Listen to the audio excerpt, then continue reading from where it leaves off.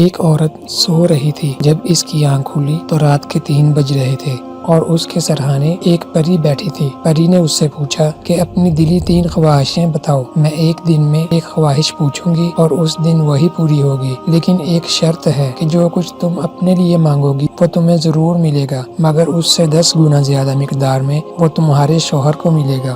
اس عورت نے بہت سوچا اور بولا کہ میری پہلی خواہش یہ ہے کہ میں صرف اپنے شوہر سے پیار کروں اور بے انتہا کروں۔ پری نے اسے بتایا کہ کل تمہاری یہ خواہش تمہارے لیے پوری ہو جائے گی اور 10 گنا تمہارے خاوند کے لیے پوری ہوگی۔ اگلی رات جب 3 بجے تو پری نے اس کے کمرے کے دروازے پر دستک دی۔ وہ عورت نکل کر باہر گئی تو پری نے دیکھا کہ وہ بہت خوش تھی اور اس کا چہرہ طمانینت سے چمک رہا تھا۔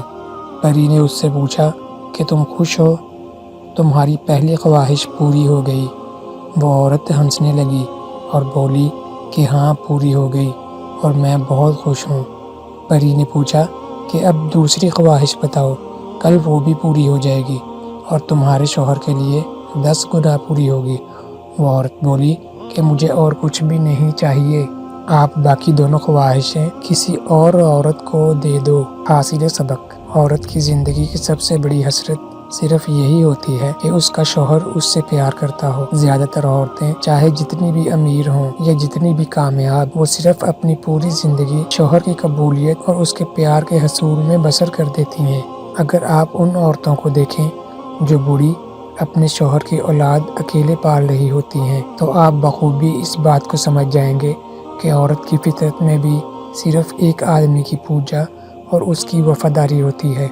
ہمارے مشرقی معاشرے میں تو خیر سب عورتیں اپنی پوری زندگی برے سے برے سسرال کو اور اپنے بچوں کی تمام بے سروپا خواہشات کو صرف ایک مرد کے لیے ہی زندگی بھر برداشت کرتی رہتی ہیں۔